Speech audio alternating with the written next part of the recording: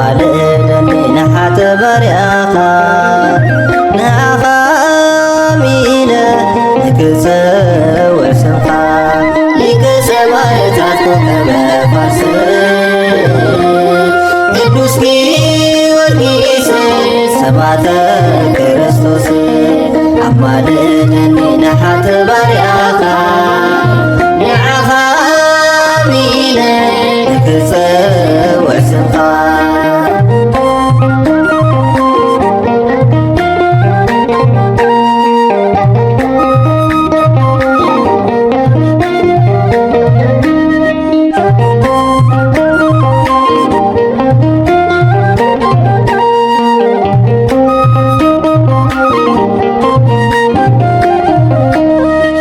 መድኃኔዓለም ላያዳግም አንድ ጊዜ ያንሳላችሁ።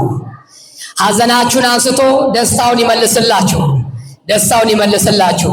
ሰላም እግዚአብሔር ከሁላችን ጋር ይሁን። ወራዊው በዓል የሆነው ይህ ገናና እሳታዊው መልአክ ቅዱስ ገብርኤል ሲጠሩት እንዳይን ጥቅሻ ፈጥኖ የሚደርስ በነገሥታት ፊት ጠላቶችን የሚያሳፍር ስለ እግዚአብሔር ለታመኑ ሰዎች ደግሞ ዋስ ጠበቃ የሚሆን ከሚነድ እሳት የሚያወጣ አብሳሪው መልአክ ስለሆነ ምናልባት ይሄንን ቃል ዛሬ እንማራለን። እስኪ ሁላችሁም ጸሎትህ ተሰምቶልሃልና በሉ። ጸሎትህ ተሰምቶልሃልና አትፍራ፣ ደስ ይበልህ። ርዕሳችን የምናደርገው አትፍራ ነው። ምን አትበል?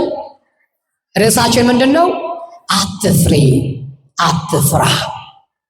ይህን ርዕስ ያነሳውበት የራሴ ምክንያት አለ።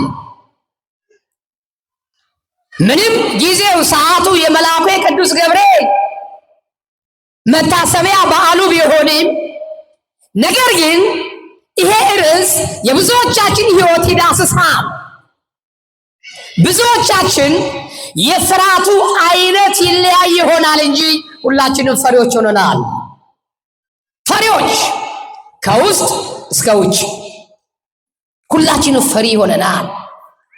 ያልፈራ በመሃላችን አንድም ሰው የለም።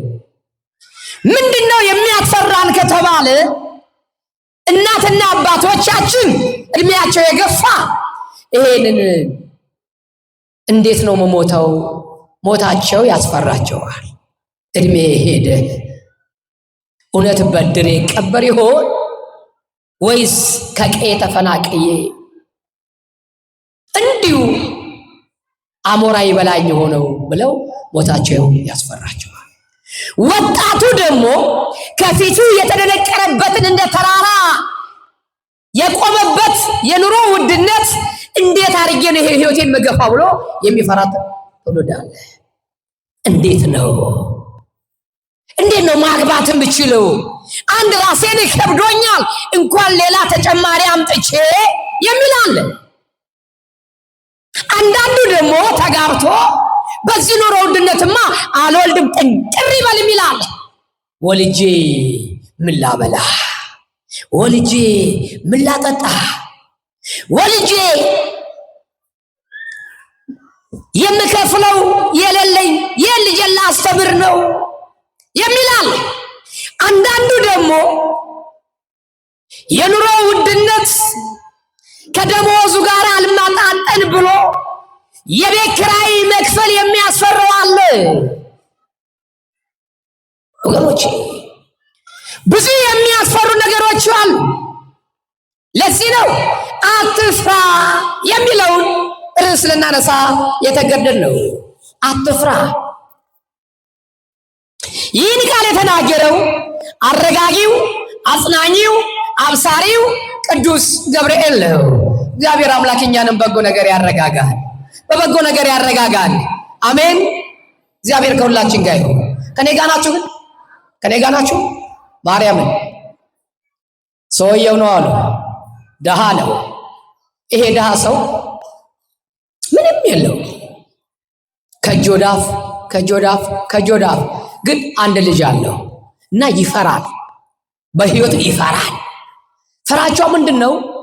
ድንገት እኔ ብታመም ድንገት አልጋ ላይ ብቀር ቤቴን ማን ይመራልኛል? ባለቤቴን፣ ልጄን ማን ይመግብልኛል እያለ ይፈራል። እና አንድ ቀን በተኛበት ህልም ያልማል። ምን ያልማል? ምን ያልማል? ህልም ያልማል። ህልሙ ደግሞ የተገናኘው ከሆድ ጋር ነው። ከምግብ ጋር የተገናኘ ህልም ነው። ከምግብ ጋር የተገናኘ ይበላል። ምን? ሙዝ ይበላል። ድብን አርጎ ሙዝ ይበላል በህልሙ። ለክፋት ሚስቱ ከጎኑ የነበረችው ሚስት ድንገት ስትገላበት ጎሰም አረገችው። ከነጋ ከገባበት ህልሙስ ባነነ። ከህልሙ ወጣ። ሲነቃ እንኳን ሙዝ የሙዝ ገለባ እንኳን በእጁ ላይ የለም። ከጎኑ ያለችው ሚስቱ ነች።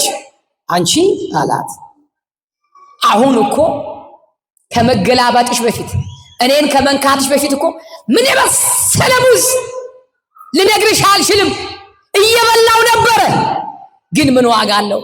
ምቀኛ ሆንሽብኝ አላት። ምቀኛ ሆንሽ፣ ምን አለበት እስከምጨርሰው እንኳን ብትታገሽኝ አላት። ጨረስከው አለችው። ምኑን ጨረስኩት? ሳልጨርሰው አነቃሽኝ አላት። ቆይ እስኪ ብላ የራስጌዋን መብራት እጇን ዘርግታ አበራች። ፊት ለፊቷ ደግሞ የግድግዳ ሰዓት አለ። ስታየው ሊነጋጋ ለ11:10 ጉዳይ ይላል። አየህ አለችው፣ ውዱ ባለቤቴ ያየኸው ህልም ጥሩ ህልም ነው።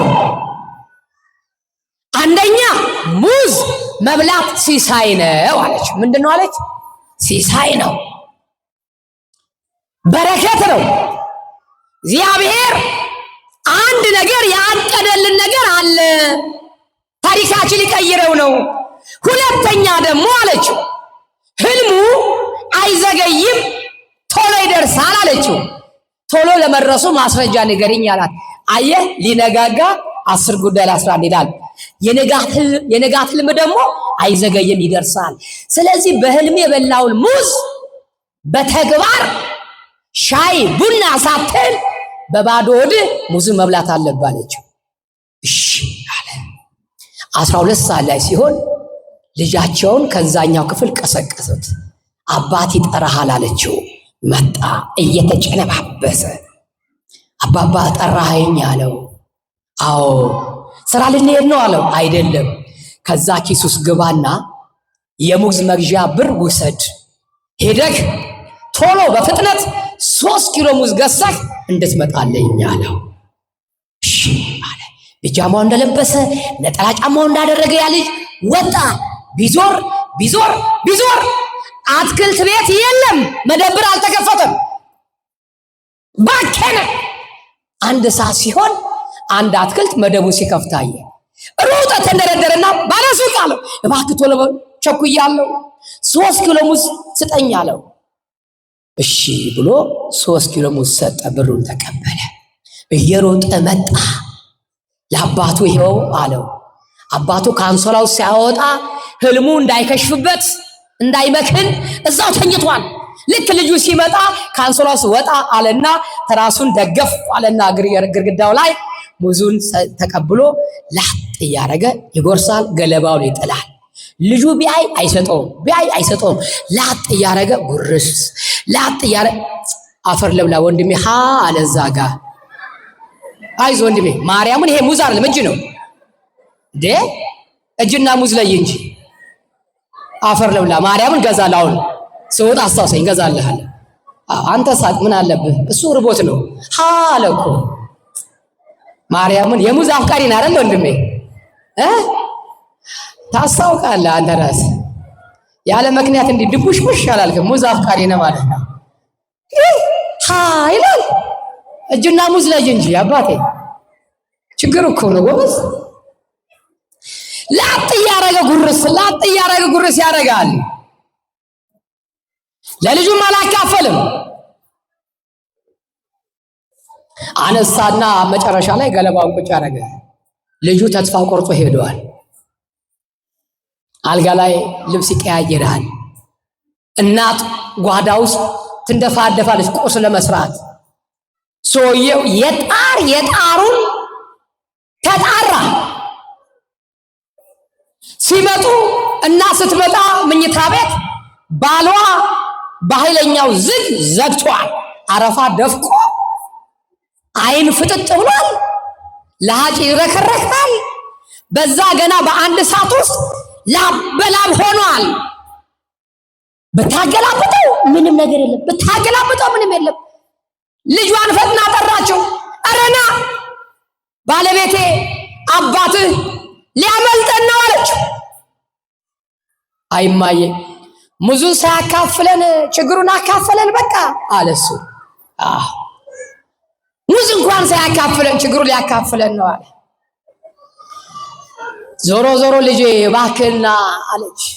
አቅራቢያ ወዳለው ክሊኒክ ልጃቸው ባላቸውን ይዘው እናትና ልጅ ይዘው ሄዱ። ሐኪም ቤት 1 ሰዓት ተኩል ደረሰ። ዶክተር እባክህን አባታችን ሊያመልጠን ነው፣ ሊሞትብን ነው። ከፈጣሪ በታች አንተ ነህ ማዳን የምትችለው አድንልን አሉት። ምን ሆኖ ነው? መጋኛ መጥቶት ነው? ኧረ አይደለም። ማታ የበላው ምግብ ሳይስማማው ቀርቶ ነው? ኧረ አይደለም። ምንድነው ታዲያ? 3 ኪሎ ሙዝ በልቶ እንዴ? መቼ? ትናንት? ኧረ ዛሬ? አሁን ሲያየው አሬራ እንደጠጣ እረኛ ሆዱ ክፍት ብሎ ወጥቷል። አይናገር አይጋገርም።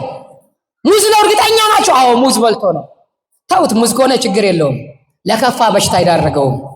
ይልቅስ ሙዝ ከሆነ መፍትሄው መድኃኒቱ ያለው እቤት ነው፣ ውሰዱት ወደ ቤት። ምንድነው ዶክተር መፍትሄው? እኛ ያላወቅነው አንተ የምታውቀው ምንድነው? ይኸውላችሁ በጣም ያልቀዘቀዘ በጣም ያልሞቀ ለብ ያለ ውሃ 1 ብርጭቆ ውሃ ስጡት፣ ያን ጊዜ መፍትሄ ያገኛል አላቸው።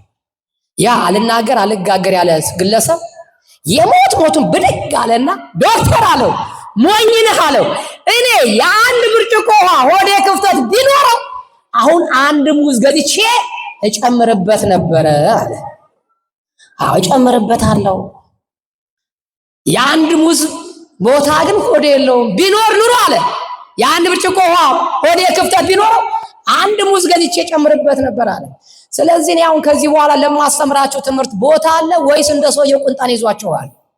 አቤት ቁንጣን ሞልተናል ያላችሁ ሰዎች ካላችሁ መንገዱን ጨርቅ ያርግላችሁ። ጉባኤ ሳትበጠብጡ መጀመሪያ ብድግ ብላችሁ ሂዱ። ተግባብተናል? ሂዱ። ቁጭ በሉ ማለት አይቻልም። እግዚአብሔር የዲሞክራሲ አባት ነው፣ የነጻነት አምላክ ነው። እኛ ቁጭ በሉ ስላላችሁ እሉንታ ይዟችሁ ፈርታችሁ ቁጭ ያላችሁ ሰዎች ካላችሁ የቸኮለ ሰው ካለ መሄድ ይችላል። አይ የጎደለ አለ መማር እንፈልጋለን የምትሉ ካላችሁ እግዚአብሔር አምላክ በነፍሳችንም በስጋችንም ብዙ ጎደሎ አለና እሱ ጎደሎን ይሙላልን። እሱ ጎደሎን ይሙላልን። አሜን። እግዚአብሔር ታሪካችሁን ይቀይርላችሁ። እግዚአብሔር ታሪካችሁን ይቀይርላችሁ። ስለዚህ የጎደለ አለ ካላችሁ ወደ ትምህርታችን እንገባለን። ከፍ ብዬ ታሪኩን እንመለከተዋለን። እንዲህ የሚል እናገኛለን። በዚህ በሉቃስ ወንጌል ያለውን ነው የምንመለከተው እንደ እግዚአብሔር ፍቃድ። የሉቃስ ወንጌል ምዕራፍ 1 ቁጥር 6 እንመልከት።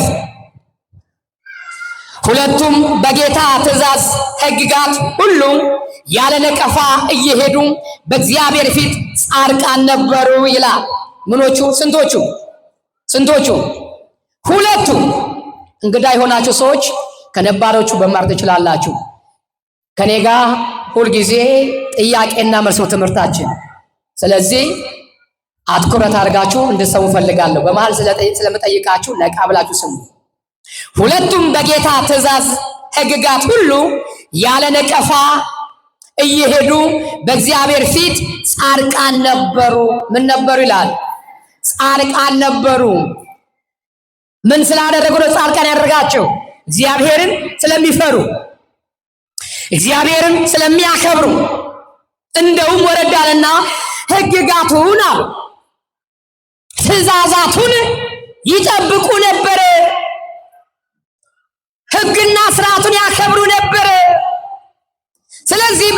ፊት ጻድቃን ነበሩ። ሕጉን የሚያከብር ሥርዓቱን የሚጠብቅ ከእግዚአብሔርን የሚፈራ ሰው በእግዚአብሔር ፊት ምስጉን ነው፣ ጻድቃን ተብሎ ይጠራል።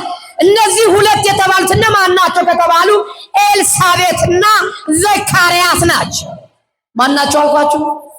ኤልሳቤጥና ዘካርያስ። ኤልሳቤጥ መካን ነበረችና አለ። ምን ነበረች? መካን ነበረች። የምን? የልጅ ማጣት መካን ነበረች።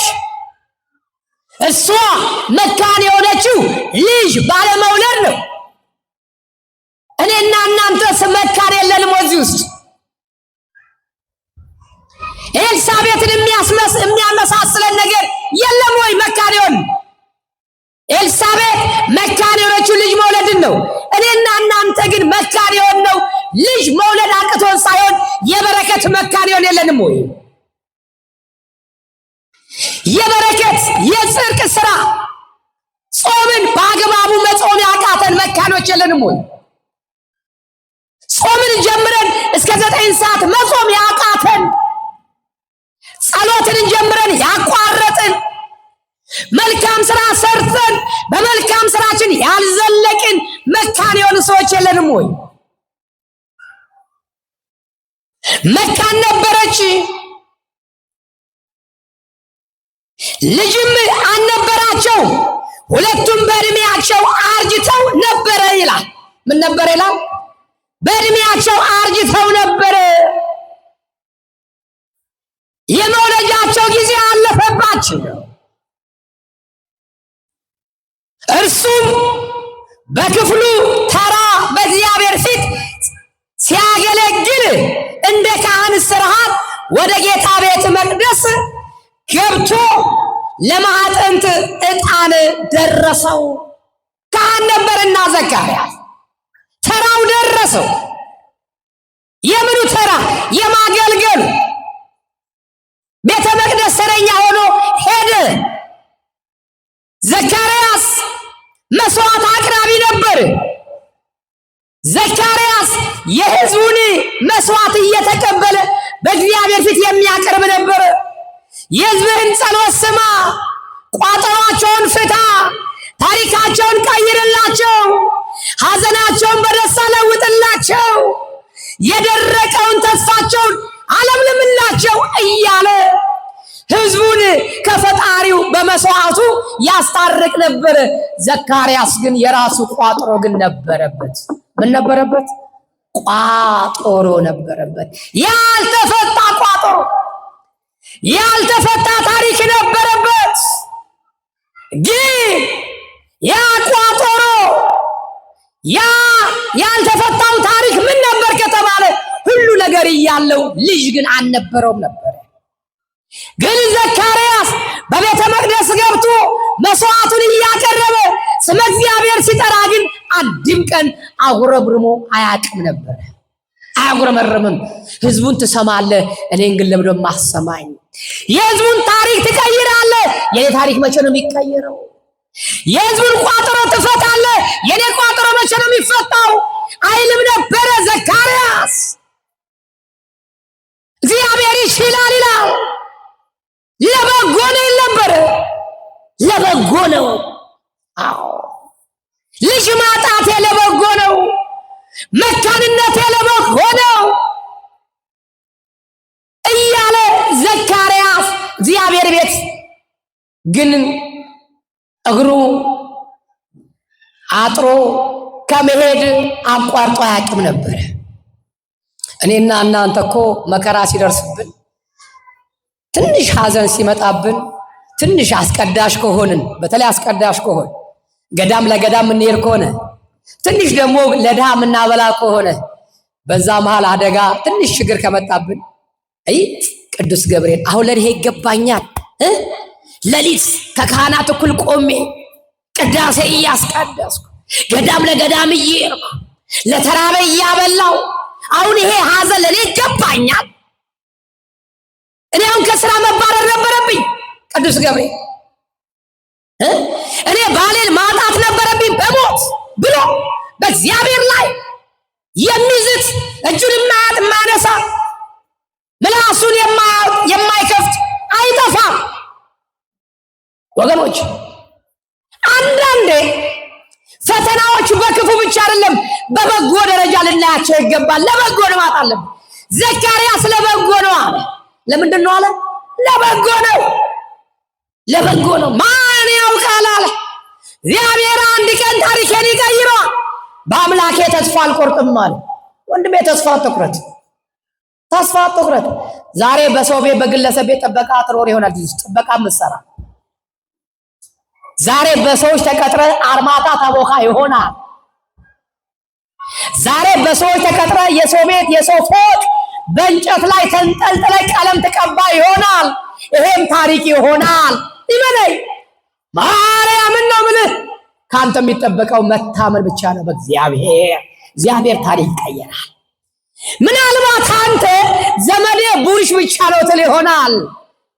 ዘመዴ ቡርሽ ብቻ ነው፣ ከኋላም ወገን የለኝ፣ ከፊቴ ወገን የለኝ፣ ያለኝ ጉልበቴ ነች እያልክ ቡርሽን እየቀባህ ታንጎራጉር ይሆናል። ወንድሜ ግድልህም የማይተው አባት አለ።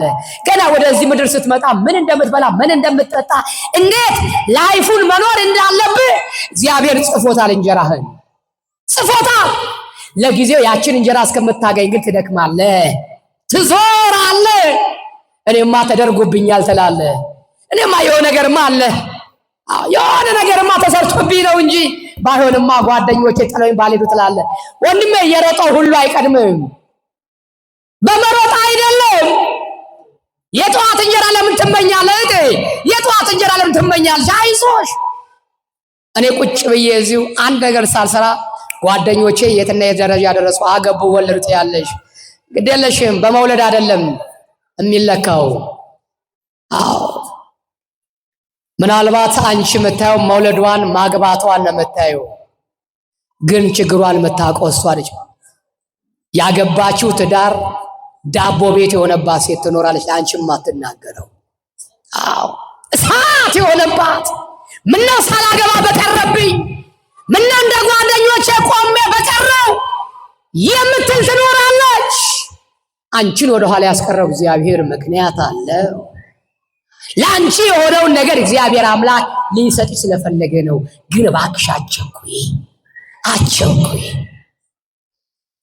የቸኮላ ፍሶ ለቀመ ይላሉ እናቶቻችን። መቸኮላ ያስፈልግ፣ መረጋጋት ለበጎ ነው ባዩ።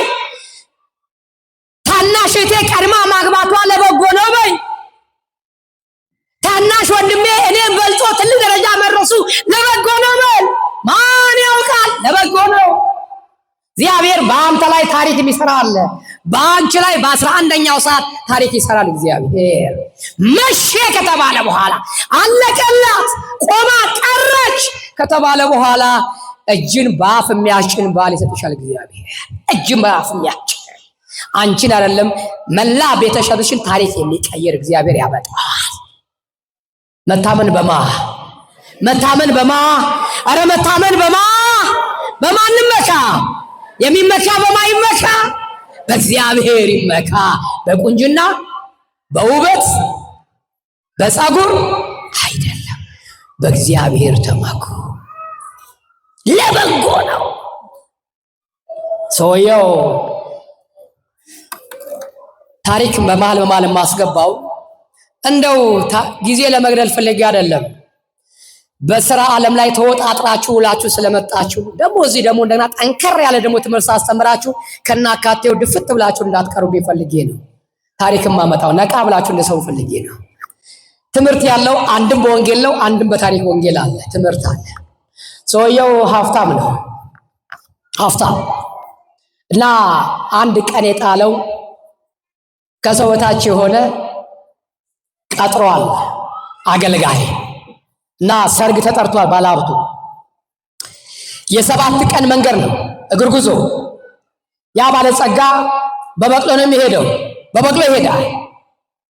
ይሄ ድሃ ደግሞ ና ተከትለኝ ሂድ ተብሏል። ባለጸጋው በበቅሎ ውሃ በኮዳ ይዟል። ከፊቱን ለፊቱ ደግሞ በበርበሬ በሚጥሚጣ የተሰራ ዳቦ ቆሎ ይዟል። በአገልግል ፈታ እያረገ ከአገልግሉ ዳቦን ቆሎ ቃም ከጉያ ወጣ እያረገ በኮዳ ውሃን ጎንጨት እያለ ይሄዳል። ፀሐይ እንዳይመታው ደግሞ የአሽከር ጥላ ያስተብሏል። የአሽከር ይሮጣል፣ ከበቅሎ እኩል ይሮጣል። እምቢ ካለ በዛ በቅሎ አለንጋ እሱንም ገረፍ ያደርገዋል። ነቃ እያለ ይሮጣል። አሁን ጠዋት ቁርስ እንደበላ ይሮጣል። ሲመሽ አንድ መንደር ያራሉ። ነገ ጠዋትም እንደዚሁ እንዲህ እያደረጉ ሊገሙ አንድ ቀን መንገድ ሲሆን ጫካ ውስጥ መንደር ጠፋ። የሚያርሩበት መንደር ጠፋ። መሸ። ውድቅ ላይ ሆነ። በቅሎ ደግሞ ተፈጥሮ ትደነብራለች፣ ደንባራ ነች። ሰውየው ልጥለው ሆነ። አይ ከዚህ በኋላ መንደር ስለማናገኝ እዚሁ አንድ ዛፍ ስር እንደር አለ ባለጸጋው። እሺ ጌቶች አለ። እሺ አለ። ስለደከመኝ ደክሞኝ ስለዋለ በል ከዛፉ ቅጠላ ቅጠል ቆረጥ ቆረጥ አድርግና ምንጣፍ አንጥፍልኝ አለው። እሺ አለ። ሲደክም የዋለው ማን ነበረ? አቤት ሲደክም የዋለው ማን ነው? አንደበት አላችሁ? ማን ነበረ?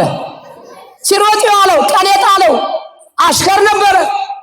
አንዳንዴ ሀብታሞች ደሃ ሰው የሚደክም አይመስላቸውም። የቀን ሰራተኛ ሲቀጥሩ የቤት ሰራተኛ የምትደክም አይመስላቸውም። እንደነሱ የሚያማት፣ እንደነሱ የሚርባት፣ እንደነሱ አውደ ዓመት የሚያምራት፣ እንደነሱ ቤተክርስቲያን መሳለም የሚያምራት የማይመስላቸው አሉ።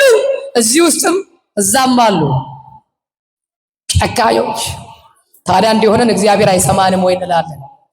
እኛ መጀመሪያ በእጃችን ያሉትን ሰዎች እንኳን አልፈታናቸውም ወገኖቼ። ይሄ ሰው ጉዝጓዝ ጎዘጎዘ፣ አስተኛ ጋቢውን ጎዝጉዞ በለማንኛውም አለ በቅሏ አውሬ መጥቶ እንዳያስደነግጣት እኔ በዚህ ጋር ተኛለሁኝ አለ። እኔ በዚህ ጋር ተኛለሁ፣ በቅሏ መሃል ላይ ትቆም፣ አንተ ግን እንዳተኛ በቅሏን ጠብቅ፣ ከፊት ለፊት ቆመህ እኔ ከጀርባ ሆናለሁ አለ። እሺ አለ። በቅሏ ሰውየው ባለጸጋ በዛ ተኛ፣ በቅሏ መሃል ላይ ቆመች። አሽከር ከፊት ቆመ ልጓም ይዞ። ደክሞታል። በቅሏም ስትሮጥ ላይ ደክማለች። በቆመችበት አይኗን ሸለብ አድርጋለች። አይኗን ሸለብ አድርጋለች። ይሄ ሰው እንደምንም ተማሙቶ ይጠብቃል። በቅሏል። አደራ አውሬ አለ እንዳይበላ ተብሏል። እሺ ብሏል። ነገር ግን እንቅልፍ ከባድ ነው። እንኳን የደከመውን አይደለም ጀግና ያዝላል እንቅልፍ። ይሄ ሰው አሽከር እሱም እንቅልፍ መጣበት። አንዴ ወደ ቀኝ አንዴ ወደ ብድን ይላል። አሁንም እንደምንም እያለ ይጠብቃል። አሁን መጨረሻ ላይ እንቅልፉ አስቸገረው። እንዲህ ሲል ወደፊት ከበቅሏ ግንባር ጋራ ልክ አድርጎ ይመታታል። በቅሏ ደግሞ ፈዛ እንቅልፍ ይዟታል። ልክ እሱ በቴሳ ሲመታት ምን መጣብኝ ብላ ብላ ከታች በእግሯ ታረጋለች። ማን ረገጠችው? አቤት ለከከ ስታረገው ከታች የተኛውን ሰውዬ ቅልጥሙን ካቀመስ ጉልበቱን ቃለ አንተ አለው እንደው ጠብቅ ብለህ ጭራሽ በቅሎዋን ቆንጥጠህ ታሰብረኝ አንተ ክፉ አረመኔ አሽከር በልንካ ቀመስ ባለንካ ይገርፍና ይዝና በቅርብ ወዳለው ገደል ገፍትሮ ብትሞትም በትድንም ብሎ አንከባለው ሄደ። እዛች በቅሎ ላይ ወጥቶ ተሳፍሮ መሄድ ወደሚፈልገው ሀገር ያንን ጥሎት ሄዷል። ያ ምስኪን ተንከባሎ እግዚአብሔር ጠብቆታል። ምንም ነገር አልደረሰበትም። ግን መውጣት አቅቶታል በዛ ጉድጓድ ውስጥ። ይሄ ሀብታም በቅሎ እየጋለበ ሄደ። ልክ ይደርሳል። እዛ አካባቢ ሊገባ 6 ሰዓት ሲቀረው ከቀኑ 6 ሰዓት ጠራራ ፀሐይ ላይ አውላላ ሜዳ ላይ ደረሰ። ከየት መጡ የማይባሉ ጥቋቁር ሽፍቶች ሴፋቸውን ይዘው ውረድ አሉት። ደነገጠ። ምን ጉር ነው? እባካችሁ እኔን ተውኝና የጫንኩትን ለሙሽሮች እጅ መንሻ ያስኩትን ወርቅና ብርን ውሰዱ፣ እኔን ተውኝ አለ። ያንተን ወርቅ ብር እኛ አንፈልግም፣ የምንፈልገው አንተን ነው። እየኳተቱ ይዘውት በዚህ ሰዓት ሰውየው ደንግጧል። ምን ሊያረጉኝ ነው አለ። ምን ሊያረጉኝ ነው አለ። ይሄ ሰው እያነከሰ ነው። ሸንከል ሸንከል ይላል። በቅሎ ሰብረዋለችና እግሩን ናፍጣል፣ ያዳፉታል። 4 ወጠምሻ ጥቋቁር ሰዎች ናቸው፣ ታጥቀዋል። አብሯቸው ሸንከል እያደረሰ ልክ ዛፍ ጋር ደረሰና ሲያይ ወንዝ ነው። ምን ልታረጉኝ ነው አላቸው። አንተ ለአገሩ እንግዳ ለሰው ባዳ ነህ? አዎ። ምን ልታረግ መጣ? ዘመድ ጠየቃ፣ ሰርግ ነበረ። እኛ ደግሞ አምላካችን ያስለመድነው የሰው ደም ነው። ስለዚህ አንተን አርደን መስዋዕት ልናቀርብ ነው። ስለዚህ ከአሁን ሰዓት ጀምሮ ልትታረም ተዘጋጅ፣ ራስን አዘጋጅ አሉት። ያንን ጎራዴያቸውን ሳል አድርገው ሊያርዱ ሲሉ በዛ ጥቀርሻ በሆነ ባህር ውስጥ ድምፅ መጣ። እናንተ አላቸው እንዴት ብትንቁኝ ነው? እንዴት ክብሬን ብታዋርዱ ነው? ብላችሁ ደግሞ እግረ ሰባራ ሰው አመታችሁ ልታርዱልኝ ነው? እሱን ካረዳችሁ ዘር ማንዘራችሁን ጨርሰዋለሁ አለ። አስረውት የነበሩ ሰዎች አንተ ሰውዬ ተነስ አሉት።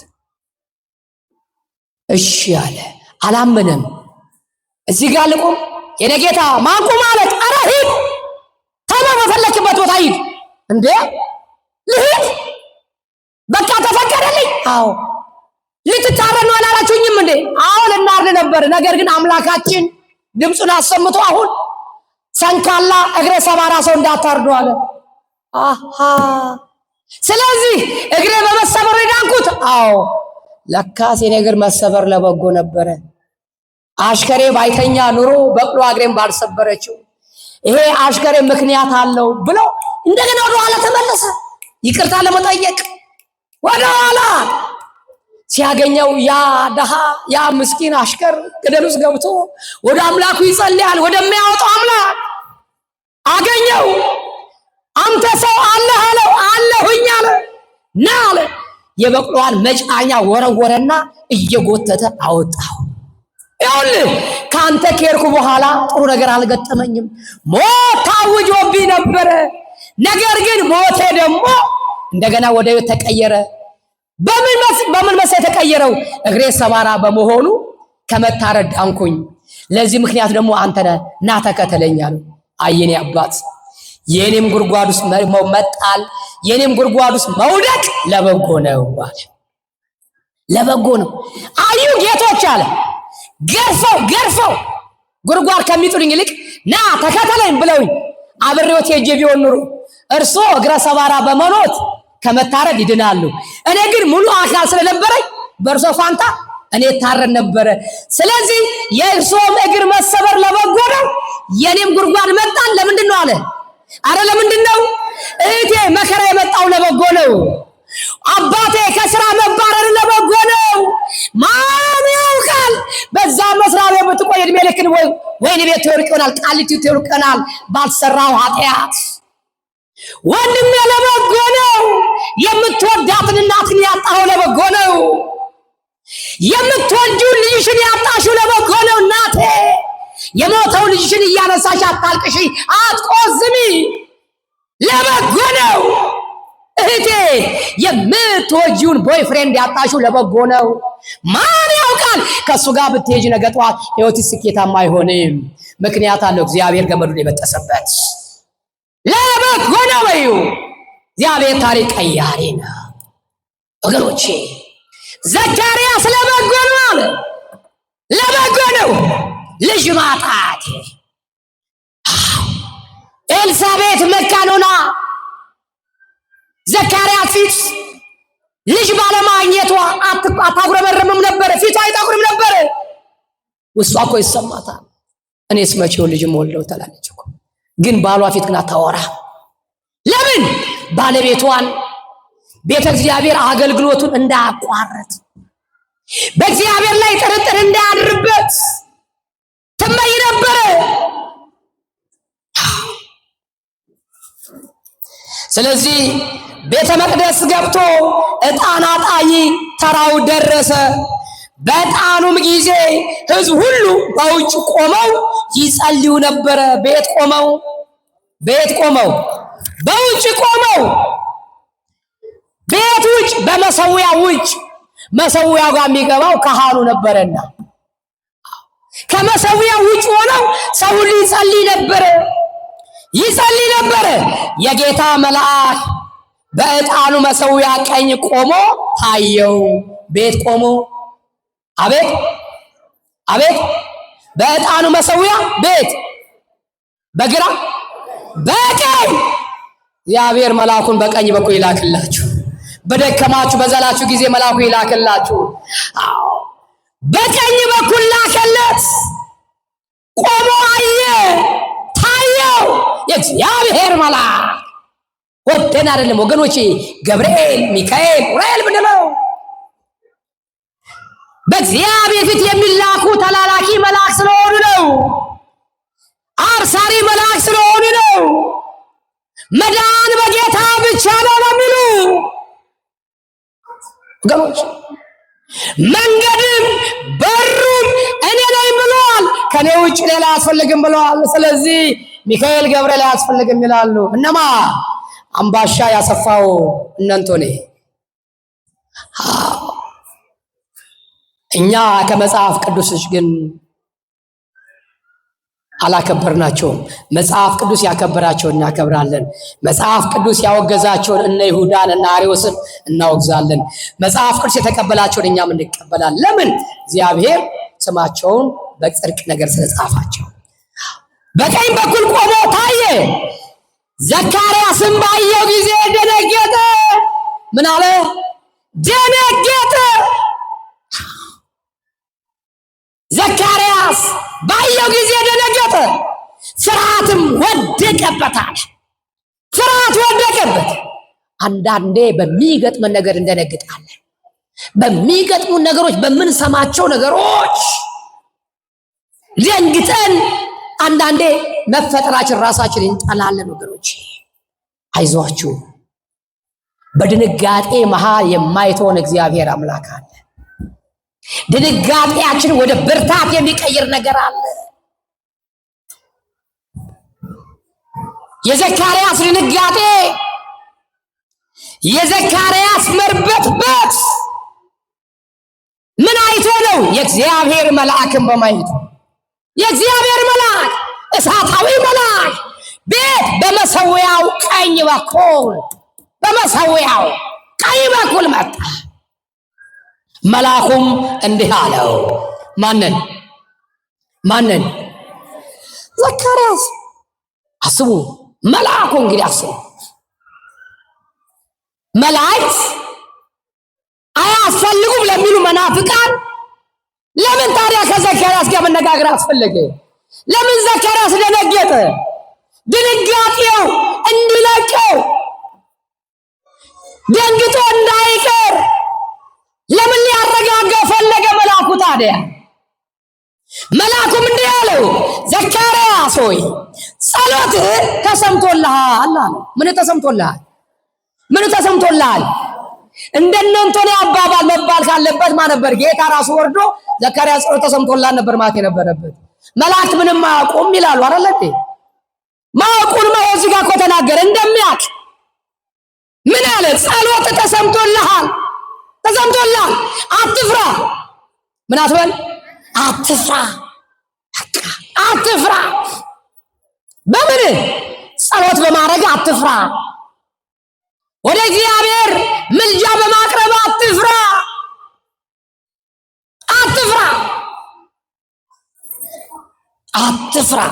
ኤልሳቤጥም አሁን መጣ እንግዲህ ቋጠሮ ሊፈታለት ታሪኩ ሊቀይርለት እኮ ነው። እንግዲህ አትፍራ ካለው በኋላ ኤልሳቤጥም ወንድ ልጅ ትወልዳለች፣ ስሙንም ዮሐንስ ትለዋለች አለው።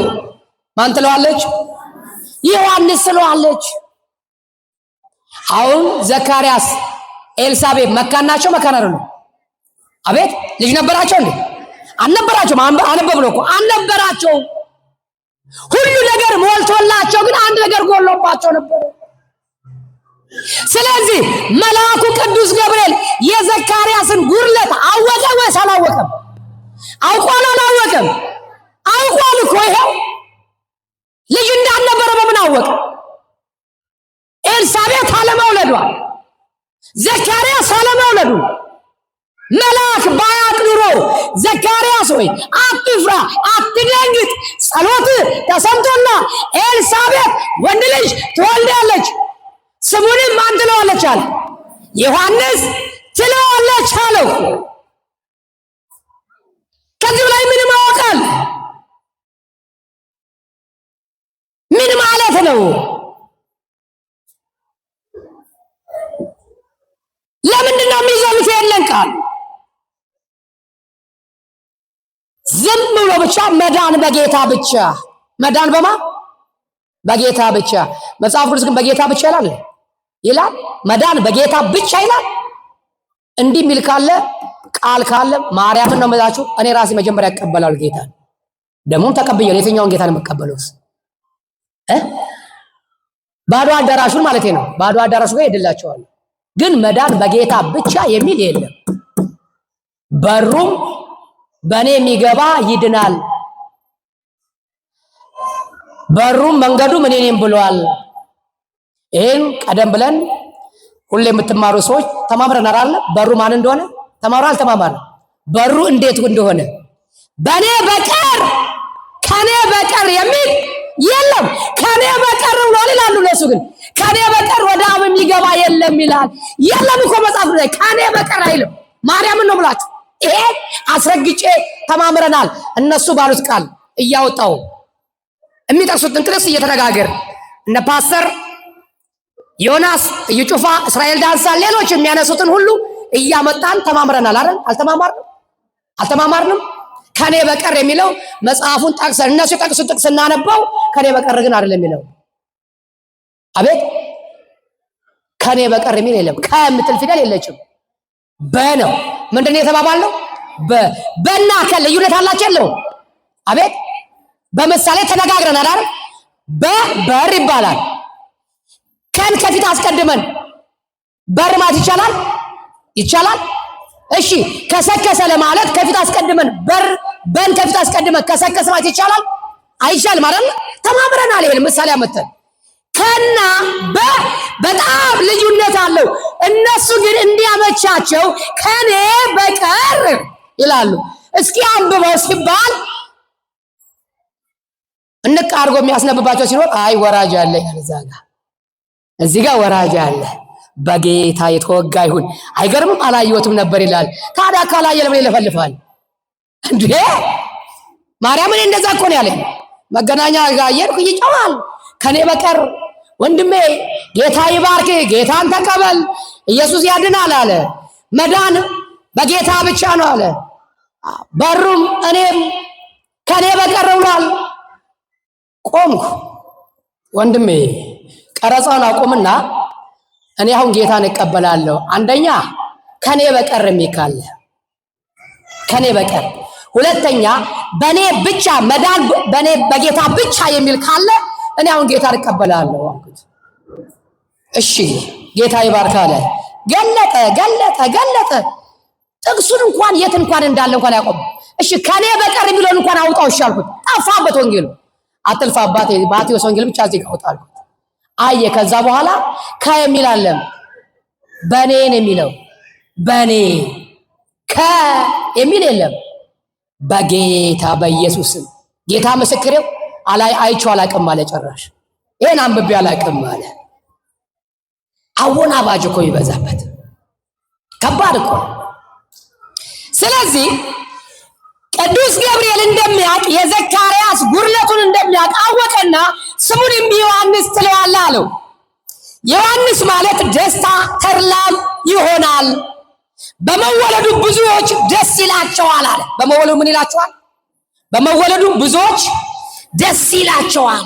ማ በመወለዱ ዮሐንስ በመወለዱ ብዙዎች ደስ ይላቸዋል። ለምን ይሆን ጌታ ደስ የሚላቸው? በጌታ ፊት ታላቅ ይሆናል፣ የወይን ጠጅና የሚያሰክር መጠጥ አይጠጣም። ምን አይጠጣም? በጌታ ፊት ታላቅ ይሆናልና። የወይን ጠጅ የሚያሰክር መጠጥ አይጠጣም። ገና በእናቱ ማኅፀን ሳለ መንፈስ ቅዱስ ሞልቶበታልና። ይሄን የሚናገረው ማን ነው? ይሄን የተናገረው ማን ነው? አቤት ማን ነው? ስሙን ጥሩት። መልአኩ የትኛው? መልአኩ ቅዱስ ገብርኤል። የሚያሰክር ነገር አይጠጣም። እኔና እናንተ ጸሎታችን ያልተሰማነው ለምንድን ነው? ብዙ የሚያሰክር ነገር እንጠጣለን። የትኛውን? አረቄ ጠጁን ነው? አይደለም፣ እሱን አይደለም። ብዙ የሚያሰክር ዘረኝነት መጠጣትናል። ብዙ የሚያሰክር አሉባልታ ወሬ በውስጣችን አለ። ብዙ የሚያሰክር እኔ በልጥ የሚያሰኝ ሴሰኝነት፣ አመንዝራነት፣ ሟርት፣ ጥል፣ ክርክር ይህ በእግዚአብሔር ፊት ነፍስን የሚያሰክር ነው። ለነፍስ የማይጠቅም ነው። ራስን መውደድ፣ ራስን ማምለክ ይሄ ሰካራምነት ነው። ሰካራምነት ወገኖች፣ መንፈስ ቅዱስ ተሞልቷልና ከእስራኤል ልጆችም ብዙዎችን ወደ ጌታ ወደ አምላካቸው ይመልሳል። ከእስራኤል ወገናት የጠፉትን በስብከቱ በንስሐ ጥምቀቱ ወደ እግዚአብሔር ይመልሳል። እኔና እናንተ ወደ እግዚአብሔር የምናመልጠው ነው የሚበልጠው ወይስ ወደ እግዚአብሔር ቤት እንዳይመጡ ሰዎች እንቅፋት ምን ሆነን ሰዎች ምን መልጣው? የቱን መልጣለን? እስኪ ራሳችንን መዝነው። ሕይወታችን ወንጌል ይሰብካል ወይስ ለወንጌል እንቅፋት ነን? ክርስትናነታችን ወይ ክርስትና ስንደሷ ነው እንጂ ክርስትና ስንደሱ ነው እንጂ ነው የምንባለው ወይስ እሷ ብሎ ደግሞ ነጠላ ለባሽ እሷ ብሎ አስቀዳሽ አለ የምንባለው? አይደለም። በጓደኛ በቤታችን እንኳን ደግሞ አንቺ ብሎ ቤተክርስቲያን ተሳላሚ፣ ደግሞ አንቺ ብሎ ሰንበት ተማሪ፣ ደግሞ አንተ ብሎ ሰንበት ተማሪ አይደል? ካንተ ስለ ይሻላለሁ የምንባል ሰዎች የለን? እግዚአብሔር የምናሰድ ብዙዎች እዚህ ስንመጣ ክርስቲያን ምን መልሰት ሰዎች ያለን። አሁን እዚህ ስንታይ ነጠላ ለባሾች ሁላችን ነው። አቤት ተከናርበን ዘመን ያመጣውን ኮስሞቲክስ ተጠቅመን ፊታችን ተቀባብተን መተን ሰውን መስላለን። እዚህ ጋር ውስጣችን የተለሰነ መቃብር እግዚአብሔር የማይወደውን ነገር ይዘን የመጣን ሰዎች አለን። ሌላውን ተውት። ቀላል ነገር እንኳን ማረጋግጦን የመጣን ሰዎች የለም። እዚህ ሰው ቀላል ነገር ኃጢአቱን ምኑን ተውት። ሰው ሆኖ የማይበድል ሰው ሆኖ የማይቆሽሽ የለም። ግን ቀላል ነገር ማረግ እየቻል ይቅርታ ማረግ እየቻል ይቅርታ መደራረግ እየቻል ግን ከነቂም በቀል የመጣን የለም። በመድኃኔዓለም ሳትዋሹ እኔ አላወቃችሁም፣ እኔ አላያችሁም። ግን አሁን ይሄ ጨለማ የማይጋርደው ልብስ የማይጋርደው እግዚአብሔር ያይናል፣ መልአኩም ያይናል። እስቲ ከሰው ጋር ሳይጣላ ተጣልቶ የመጣ ሰው ሲጅን ያውጣል። እስቲ ከሰው ጋር ተጣልቶ ግን ቤተክርስቲያን የመጣ ሰው ወይ ከቤተሰብ ወይ ከእናት ወይ ከጓደኛ ወይ ከጎረቤት ወይ ከአበልጅ ወይ ከምራት እስቲ ተጣልቶ የመጣ አንድ እድሜ ይስጥልኝ የኔ ጌታ ቅዱስ ገብርኤል ከመከራ ያውጣልኝ። 2 3 4 5 6 7 8 9 10 11 መንፈስ ቅዱስ ያይሻል። እያንዳንድሽ ማርያምን ነው የምልሽ። ሰው ምን ይለኛል? አረ ስለ ሰው አትጨነቁ። ከላይ ማታ እንደተሸፋፈን የሚያስቀር አለ ክርስቶስ። ጠዋት ነጋ ብለሽ ብድግ ስትይ ግማሽ አካልሽ ፓራላይዝ ያደርጋል። መድኃኔዓለም ይችላል። ምን ሆነ ሲባል ትናንትና እኮ ጠዋት ሲነሳ 2 ጆሮ ድፍን ብሎ ተነሳ። ከዛን ቀን ጀምሮ ጠዋት እኮ ስትነሳ አፏ ከመኝቷ ስትነሳ ተዘጋ የሚባል ይኖራል። ወንድሜ እግዚአብሔርን ፍሩ ወገኖቼ፣ ሰው አትፍራ። አሁን እግዚአብሔር ለበጎ ነው ሊያድነው። እጅን አውጣ ያለህ እስኪ እጃችሁን አውጣ። ወደ ተጣላችሁ ሰዎች ብያለሁ። ተጣልቶ የመጣ ተጣልቶ እግዚአብሔር ይስጥልኝ፣ እግዚአብሔር ይስጥልኝ፣ እግዚአብሔር ይስጥልኝ፣ እግዚአብሔር ይስጥልኝ። ከቅድሞውን በርከታ ላይ የሚስጥር ሲገባው እንዲህ ነው። ሚስጥር ሲገባህ እንዲህ ነው ወንድሜ። ስለ ሰው ተው አትጨነቅ አባቴ። ሰው ሸምበቆ ነው፣ ኖሮም አይጠቅምም፣ ሄዶም አይጠቅምም። ዋናው እግዚአብሔር ካንተ ጋር ከሆነ ታሸንፋለህ ወንድሜ። እጅን አውጣ ወደ ላይ ወገኖቼ ያወጣችሁ እጃችሁን ያወጣችሁት ይህ ከእሳት የሚያወጣው ቅዱስ ገብርኤል ከመከራ ከችግር ፈጥኖ ከመከራ ያውጣችሁ። ፈጥኖ ከመከራ ያውጣችሁ። ከምትፈሩት ኃጢአት እሱ ያውጣችሁ። ከጎናችሁ ይቆምላችሁ። የሰላሙን የይቅርታውን አንደበት እሱ ያድላችሁ። ወገኖቼ ግዴላችሁ ከናንተ ይቅር ከናንተ ይቅር። ማርያምን ነው የምላችሁ፣ ይቅር ተባባሉ። በቃ ያን ጊዜ ጸሎታችሁ ይሰማል። ማን ያውቃል? እቺ ትሆናለች እኮ ጸሎታችሁን ያስከለከለቻችሁ። ይሄ ይሆናል በሩ እንዲከፈት ያላደረገልህ። ማን ያውቃል? ግዴለም ወገኔ፣ ይቅር ተባባል። የሚመሸው የሚነጋው በአንተ በአንቺ ጉልበት በእኔ ጉልበት አለ፣ በእግዚአብሔር ቸርነት ነው። በእግዚአብሔር ቸርነት ነው። ስለዚህ ከእስራኤል ልጆች ብዙዎችን ወደ ጌታ ወደ አምላካቸው ይመልሳል። እርሱም የተዘጋጁትን ሕዝብ ለጌታ እንዲያሰናዳ የአባቶችን ልብ ወደ ልጆች የማይታዘዙትን ወደ ጻድቃን ጥበብ ይመልስ ዘንድ በፊቱ ይሄዳል። ዘካርያስም መልአኩን እኔ ሽማግሌ ነኝ፣ ሚስቴም በዕድሜዋ አርጅታለች፣ ይህ በምን አውቃለሁ አለ። እኔ ምንድነኝ አለ? አቤት ሽማግሌ ነኝ፣ ሚስቴ ምን አለች? አርጅታለች። አርጅታለች ማለት የሴት ወግ ማረጉ ተለይቷታል። ሰውነቷ ቀዝቅዟል፣ ቀዘቀዘ። ሙቀት ከሰውነቷ አርቋል። ስለዚህ ጉዳይ የምናስብበት ጊዜው ሰዓቱ አልፏል። በሷና በኔ የነበረ የፍቅር ኮንታት የፍቅር ግንኙነታችን ከቀዘቀዘ ቆየ። ስለዚህ እንዴት ይሆናል አለ። ይሄ ነው ወንድም የቅድም ያልኩ እግዚአብሔር ከአርማታ አብኪነት ከፍ አድርጎ ደግሞ አንተን ኮንትራክተር ያደርጋል ያልኩ ለዚህ ነው ወንድም እግዚአብሔር ይችልበታል ያልኩ። ከባሬላ ተሸካሚነት አንተን ደግሞ ወደ ካዝና ተሸካሚነት ያደርጋል፣ ወደ ብሩ ካዝና። እግዚአብሔር ታሪክ ቀያሪ ነው። እግዚአብሔር ታሪክ ቀያሪ ነው። ወንድሜ እህቴ፣ ከሰው ሰራተኛነት ከመስተንግዶነት እግዚአብሔር ከፍ ያደርግና ደግሞ አንቺ ባለ ድርጅት ያደርግሻል። ይችላል። እንዴት ይሆናል እንዳቲ ይሄው ዘካርያስም እንዴት ይሆናል እኮ አለ። ልክ እንዳንቺ እና እንደኔ ሸምግያለሁ፣ ባለቤቴም አርጅታለች፣ ሰውነቷ ቀዝቅዟል። እንዴት ይሆናል? ይሄ ብዙዎቻችን ጥያቄ ነው። ከዚህ በኋላ የራሴ ቤት ሊኖረኝ ኧረ አይኖረኝም። እንዴቹ መከፍላት የቤት ኪራይ አሳጣኝ እንጂ መድኃኒዓለም ከዚህ በኋላ በዚህ ኑሮ ውድነት ቤት ልሰራ። ወንድሜ ግድ የለም ተመኝ፣ ታገኛለህ። ካንተ የሚጠበቀው በጎ ነገር መመኘት ብቻ ነው። አንተ መመኘት ያለብህ በጎ ነገር። በጎ ነገር ምንድነው? ቤት መኪና መንዳቱን አይደለም፣ ቪላ ቤት መኖሩን አይደለም። አስቀድማችሁ የእግዚአብሔር መንግስትና ጽድቁን እሹን የተባለው የቀረው ነገር ተውት አለ።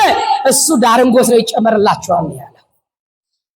አስቀድማችሁ የእግዚአብሔርን ጽድቅና መንግስቱን መሻት እንደማ እንደ ዘካርያስ እንደ ኤልሳቤጥ ዘካርያስ የሚያስጨንቃቸው ልጅ መውለድ አለመውለድ አይደለም፣ ማን መሆን አለመሆን አይደለም። የሚያስጨንቃቸው ቤተ እግዚአብሔር ማገልገላቸው ነበረ። ባሏ በጀመረበት በወጣትነቱ እስከ እርግናው እስከ ሽምግልናው ድረስ ሳያጉረመርም በእግዚአብሔር ላይ ሳይጠራጠር መስዋዕቱ ብቻ እንዲያቀርብላት ነበር የምትመኘው። እሱም ልክ እንደዚሁ ልጅ ባለመውለዷ የጎረቤት ልጆችን እያየች ውስጧ እንዳይቆስል ውስጧ እንዳይደማ በእግዚአብሔር ላይ ያላትን እምነት እንዳይሸረሸርባት ይጸልይላት ነበረ። ወገኔ እስከ መጨረሻው መታመን እስከ ሞት የታመን ሁን እኔም ሕይወትን አክሊል እሰጥሃለሁ አለ መጽሐፍ ቅዱስ ዮሐንስ ራእይ ላይ። እስከ ሞት እስከ ምን እስከ ሞት የታመንክ ሁን፣ እኔም የምን አክሊል እሰጥሃለሁ? የሕይወት አክሊል። ወገኖች የሩጫችሁ ለዚህ ነው። የሕይወት አክሊል ለመድፋት የምትሯሯጡት በጾም በጸሎት በስግደት በቅዳሴው በዝማሬው በትምህርቱ። ከስራ ወጣችሁ እዚህ ኩርምት ማለታችሁ በሚመቸው በማይመቸው ስፍራ ቁጭ ያላችሁት ሌላ ነገር ፍላጎት አለም የሕይወትን አክሊል ለማግኘት ነው። የሕይወት እስከ ሞት የታመንኩ እግዚአብሔር ሲሰጠን ብቻ እግዚአብሔር መኖሩን አናረጋግጥ ወገኖች። ሲሰጠን ብቻ ነው። እግዚአብሔር በቁስ አይደለም የሚለካው። መኖሩን የምናረጋግጠው ቅዱስ ገብርኤል አደራህ ይሄን ሎተሪ ካወጣህልኝ ዣንጥላ አመጣልሃለሁ። ሎተሪ ከወጣ ቅዱስ ገብርኤል አለ። የት? ጎሮ አይደል አለ። ቅዱስ ገብርኤል ስራ ስጠኝ፣ ስራ ከሰጠን ቅዱስ ገብርኤል አለ። ቤት በወንበሩ ላይ። ስራ ካልሰጠስ እዲያ እኔ ምን ያልዞርኩበት አለ? ቁልቢም ሄድኩ፣ ዝቋላም ሄድኩ፣ ግሼም ሄድኩ፣ አክሱም ሄድኩ። ውድ በሆነ ገንዘቤ ካስክሼ ምንም እግዚአብሔር በሕይወት ላይ ጣል በሚል ነገር አልሰጠኝ። ማን ያውቃል? አንተ ጠየቀው ጥያቄ መጥፊያ ሊሆን ይችላል። አንተ ጠየቀው ጥያቄ ለአንተ የሚጠቅም አይሆንም። በእግዚአብሔር እይታ በእግዚአብሔር ምልከታ አንተ የምትጠፋ በለን ይችላል። ስለዚህ የጠየቀውን ጥያቄ አይሰጥም። ልጅ ሆይ እኔ ለአንተ ያሰብኳት ነገር አለ ይላል። ምን ያልኳት? ያሰብከውት ነገር አለ ይላል። ወገን ያሰብልሽ ነገር አለ። እህቴ ተስፋ አትቁረጪ። ማርያምን ነው የምልሽ።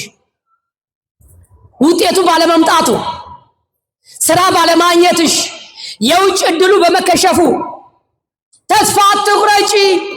እግዚአብሔር ለአንቺ ያሰበልሽ ነገር አለ። ያንቺ እንጀራ ምናልባት በውጭ ሀገር ላይሆን ይችላል። ለበጎ ነው። ሰውየው ስለተሳለ የቀን ሰራተኛ ነው። ምናልባት ነባሮች ያውቃሉ። በየሳምንት መጥተው ለሚማሩ አዲስ ጥቂት ላላችሁ ሰዎች የምናገረው እና ደሃ ነው፣ ግን እንጨት ድንጋይ ፈላጭ ነው። ምን ፈላጭ? ድንጋይ ፈላጭ ነው። እና ከኋላው እየመጡ ሰዎች በአንዴ ይወረወራሉ፣ ይተኮሳሉ።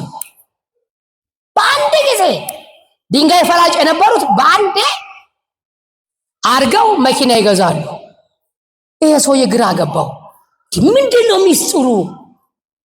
ትናንት አብረኝ ይሰሩ የነበሩት ሆቴል ይገነባሉ፣ መኪና ይገዛሉ፣ ህይወታቸው ተሻሻለ። እኔ እዛው ነኝ።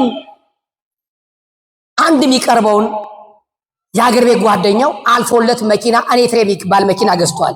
እኔትሬ የሚባል የድሮ መኪናው በዛ ሰዓት ትልቅ መኪና ነው፣ እንደ ሲኖትራክ እንደማለት ነው።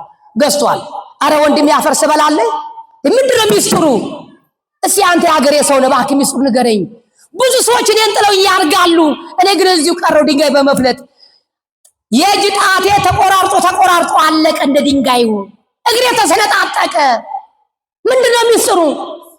እኔ ምንም ሚስጥር የለኝም አለ። እኔ ቁልቢ ገብርኤል ሄጄ ተሳልኩኝ፣ ቅዱስ ገብርኤል ቁልቢ ገብርኤል ሰጠኛል። ቁልቢ ገብርኤል አረረረረ ቆይ እኔ መሄድ አለብኝ አለ። እኔም መሄድ አለብኝ አለ።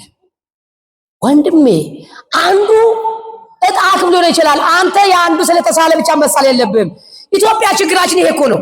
እዚህ ጋር አንዱ ዳቦ ቤት ይከፍታል፣ ይሄኛውም ደግሞ ዳቦ ቤት ይከፍታል። ማሞም እዚህ ጋር ዳቦ ቤት ይከፍታል፣ ደበሌም ዳቦ ቤት ይከፍታል። አንዱ እንኳን ሻይ ቤት አይከፍትም። ችግሩ አስቸጋሪ እኮ ነው። ሁሉ እንዲህ አይነት ተንኮል አለብን። ከዛ ቁልቢ ገብርኤል ያለው አለለ ሳንቲም እንደምን በቁብ አሰባሰበና ቁልቢ ገብርኤል ሄደ። ምን ሊያደርግ እንደ ጓደኛው እሱም እኔ ትሬ መኪና ሊገዛ አለ። ሊያልፍ ሊታኮስ ሊወረወር ሄደ። ክብረ ባህሉ አለቀ። ከዛ ሊሳለም ሲሄድ ህዝብ ቅጥም ብሏል። በዚህኛው በርም በዛ በርም። በዚህኛው በር ሲያዳምጥ ቁልቢ ገብርኤል ሎተሪ ካወጣህልኝ ይሄን አመጣለሁ ይላል። አይ ይሄኛው በር ሎተሪ የሚጠይቅ ሰው አለ፣ ወረፋ ያስጠብቀኛል አለ። በዛኛው በር ሄደ። በዛ ሴት ቁልቢ ገብርኤል እንደው ከኢትዮጵያ ብናርገ ውጭ ሀገር አውጣኝ ይላል። አይ ይሄም ወረፋ ላይ ያስጠብቀኛል አለ። በዛኛው በር ሄደ። በዛኛው በር ደግሞ ሴት ቁልቢ ገብርኤል ኧረ ተው እንደ ወጥቼ መጋባበት እንጀራ አስጠኝ ይላል። ይሄም ወረፋ ያስጠብቀኛል አለ። አሰበ። ሎተሪ እንዳይል ጠያቂ አለ፣ ውጭ አውጣኝ እንዳይል ጠያቂ አለ። ስራ አስጠኝ እንዳይል ጠያቂ አለ። ቅዱስ ገብርኤል አለ ይኸው ሰው ያልጠየቀን ጥያቄ ነው የምጠይቅህ አለው። ስራ እንዳልልህ ብዙ የሚጠይቁ ወረፋ አለ። እኔም ወረፋ ታስጠብቀኛለህ። ሎተሪም አልልም ውጭ አውጣኝም አልልም። ሲጠይቁ ሰምቻለሁ። ወረፋ ታስጠብቀኛለህ። ብዙ ሰው ጠይቋል። እኔ ግን አለ ሰው ያልጠየቀን እጠይቅሃለሁኝ አለ። እሱም አለ እምነካውን ነገር ሁሉ ወርቅ አድርግልኝ አለ። ጥሩ ጥያቄ ነው። ይሄ ይመቻል። ስለዚህ በኋላ ስትሄዱ ገብርኤልን እምነካው ነገር ወርቅ አድርግልኝ ብሉና ሂዱ። እሺ እሺ አፈር ለብላሽ ያሉ በይና ሂጂ። ውጤቱን በኋላ ታውቂዋለሽ። ጠይቁና ሂጂ። ወርቅ ያደርግልሻል የሚጠቅምሽ ከሆነ። እምነካው ነገር ወርቅ አድርግልኛል። ከዚህ በኋላ ተስሎ መጣ። በዛ ሰዓት ደግሞ ይሄ ካሳንቺሱ ኡራኤል ስሙ ገኗል። በዘጠና ቤት ውስጥ በጣም ስሙ ገኗል። ኡራኤል ኡራኤል ኡራኤል የሚባልበት ሰዓት ነው። ታሪክ የሚቀይርበት ሰዓት ነው። መጣ ገብርኤል ቅዱስ ኡራኤል አለ ለጓደኛ ለመልአኩ ለቅዱስ ገብርኤል ነግሬዋለሁ።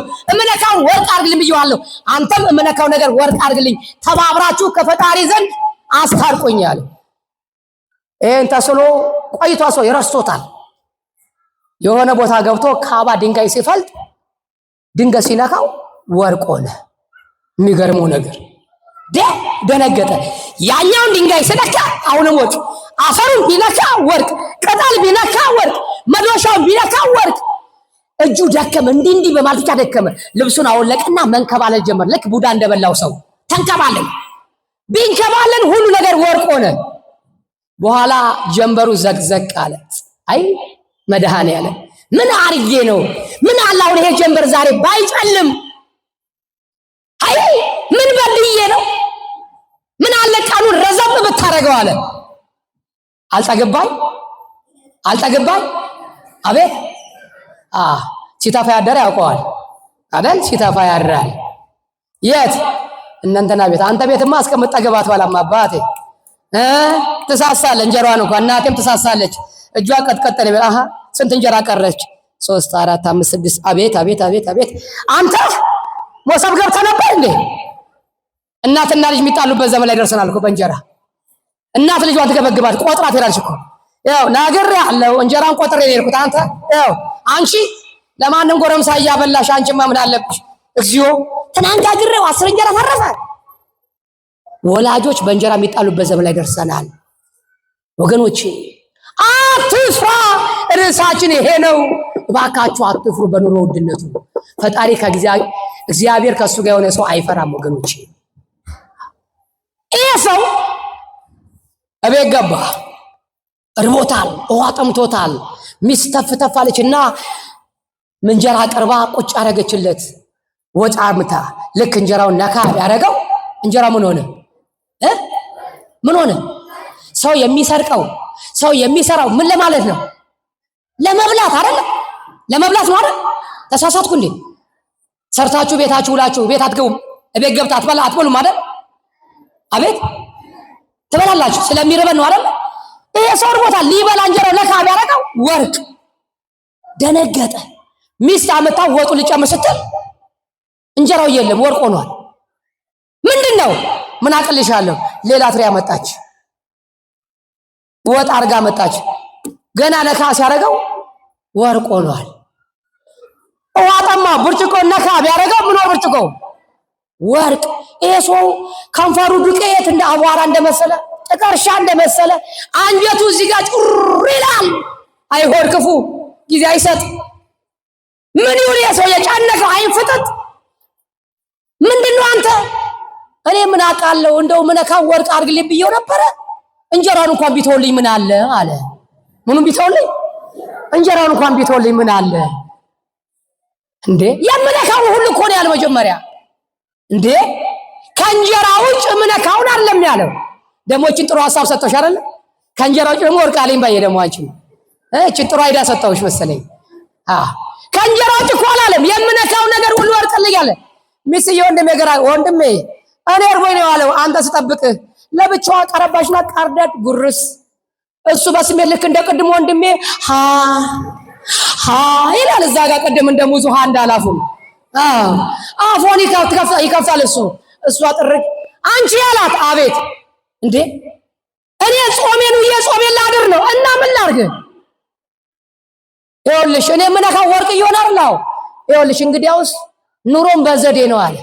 አንቺ እኔ የምነካው ወርቅ ይሆናል፣ አንቺ ደግሞ እኔ በማጉረስ ትኖር ያለሽ አላት። እኔ በማጉረስ ሲስተሙ እንዲህ ነው አለ። እግዚአብሔር ቢፈርድብንም አለ እኔ ዘዴ አላውጣም አለ። አጉርሽኝ ግን እንዳትጠጊኝ፣ እኔን እንዳትጠጊኝ፣ በስህተት እንኳን እጄ እንዳይነካሽ በርቀት ሆነሽ አጉርሽኝ።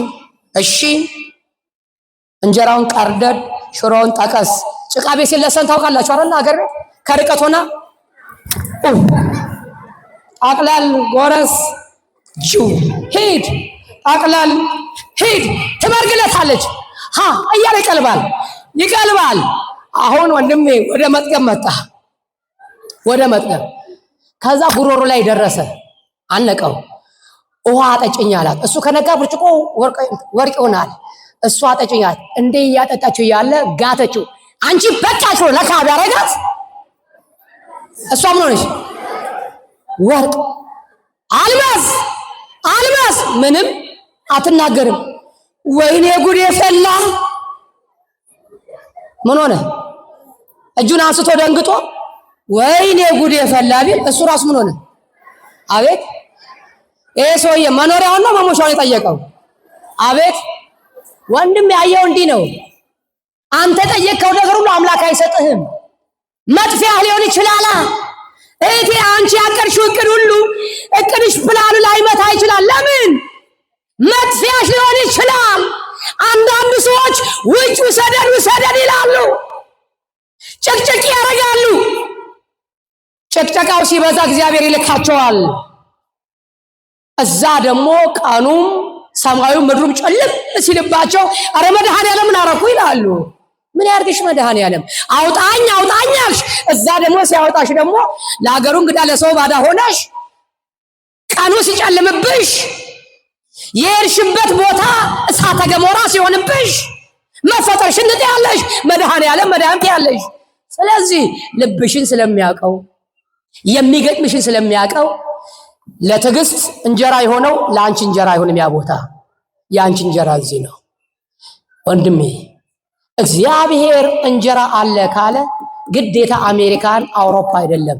እንጀራ ያንተ እንጀራ አይደለም። በአዲስ አበባ መቋደሾ ምንም በሌለበት በረሃ ሶማሌ ውስጥ እንኳን የአንቺ እንጀራ ከሆነ ለሰው በረሃ ነው፣ ለሰው ጦርነት ነው።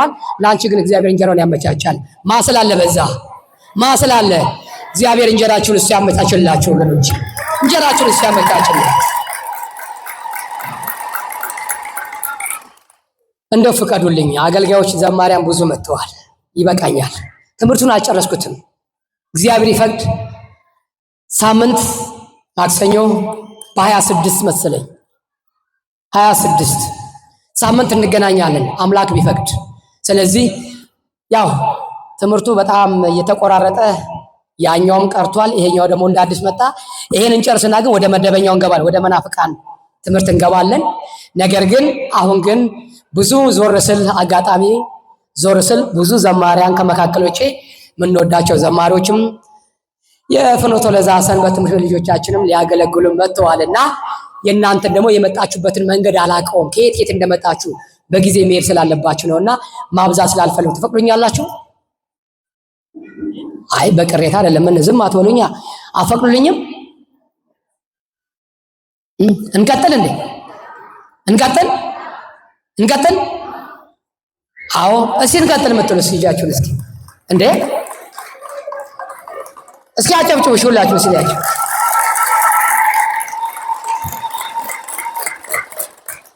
እሺ የደብሩ ጥበቆች ከአሁን ሰዓት ጀምራችሁ በሩን ትዘጋላችሁ። ማንም ሳይወጣ ትዘጋላችሁ። አጨብጭበዋል። እኔም ብዙ አልገፋም፣ እስከ 9 ሰዓት ባስተምር ነው። በቃ ብዙ አላስተምርም፣ ይቅርታ አድርጉልኝ። እስከ 9 ሰዓት ነው። ከዚህ በኋላ ነይ መውጣት የለም። ነይ ተመለሽ። እንዴ አንወጣም ብላችሁ እንዴ ማቁጭ ብሎ ነይ ቁጭ በይ። ብዙ አልቆየም እያልኩ እስከ 9 ሰዓት ነው። አይዞሽ ቢበዛ 10 ሰዓት ነው። በቃ ምን አባቱ ምን ይፈጠራል? ምናልባት ወፍጮ ነው የሚነሳው፣ ጩር ይላል። ያው ቻዩ እንግዲህ በቃ ቻለው። ምንም ማድረግ አይቻልም። እግዚአብሔር አምላክ ከሁላችን ጋር ይሁን። እወዳችኋለሁ፣ አከብራችኋለሁ። ለምን ሩቅ የሚመጡ ሰዎች አሉ። ከመገናኛ እግዚአብሔር አብ፣ ከገርጂ ጊዮርጊስ፣ ከሰሚት ጊዮርጊስ፣ ከሃና ከኮተቤ ሃና ከኮልፌ ድረስ ኮንትራት ይዘው የሚመጡ ሰዎች አሉ። ማክሰኞ ነው ጉባኤ። ስለዚህ እነዛን ጊዜ መግደል አልፈልግም። ዘማሪዎች አሉ። ወራይ በዓል ነው። በደንብ አድርገን እንዘምራለን፣ ጧፋችንን እናበራለን። ከኔና ከናንተ ከዚህ በኋላ ቃሉን ተምረናል። ነገር ግን መማር ብቻ ግን አይደለም። ለውጥ እናምጣ፣ ባካችሁ ለውጥ እናምጣ። እንለወጥ፣ እንተባበር፣ እጅ ለእጅ እንያያዝ፣ እንተዛዘን፣ እንጠያየቅ። አደራችሁን በቃ። አሁን ከጎንሽ ቁጭ ያለችው እህትሽ አታውቂያትም አይደለ? ከአሁን ሰዓት ጀምረሽ ግን ጓደኛሽ እህትሽ ነች። በቃ እህትሽ ነች። ያገኘሻት ቤተ እግዚአብሔር ነው። ምንም አትርጃት፣ ሐሳብ ግን እርጃት። ቢያንስ አንቺ አንድ እርምጃ ከተራመርሽ እሷን ደግሞ አንዱን ግማሽ እርምጃ ሳያት አቅጣጫዋል። ወንድሜ ከጎን ቁጭ ያለውን ምናልባት አንተ የተሻልክ ከሆነ ከጎን ደግሞ ያለው ቀኑ የጨለመበት የሚመክረው ያጣ ሰው ይኖራል። ከጎን ያለው ሰው አይዞ ወንድሜ በለው፣ ግድል እስቲ ስልክ ተቀያይሩ፣ በቃ አይዞ ተባባሉ። ማርያምን ነው የምላችሁ። እኛ ያልተዛዝን፣ እኛ ያልተባበርን፣ እኛ ያልተጠያየቅን የትኛው ሃይማኖት ገብቶ ሊያበረታታ ነው? አንተ ሌላው እኮ ያንተ መበተን የሚፈልገው ካረዳው በሐሳብ በገንዘብ እርዳው እያልኩ አይደለም። በሐሳብ ተስፋ በመስጠት አይዞ በለው፣ ሲ አቅጣጫ አሳየው። ሱቅ በደረቴ የምትነግር ከሆነ እኔ ከዚህ ተነስቼ ነው በለው። በቃ እዚህ የደረስኩት አንተም ከዚህ ተነሳ በለው። እስኪ ሊስሮ የምትጠርግ ወንድሜ ካለህም አይዞ በለው። እኔ አንድ ጉርሻ አጋራሃለሁ፣ ና አብረህ ሊስሮ ጥረግ በለው። አቅጣጫውን አሳየው። ባኪን እንተዛዘን ባካችሁ። መማሩ ምንድነው ትርጉሙ? ክርስቶስ ፍቅር ነው ብለናል። እኛ ለምንድነው ፍቅር ማንሰብከው ታዲያ?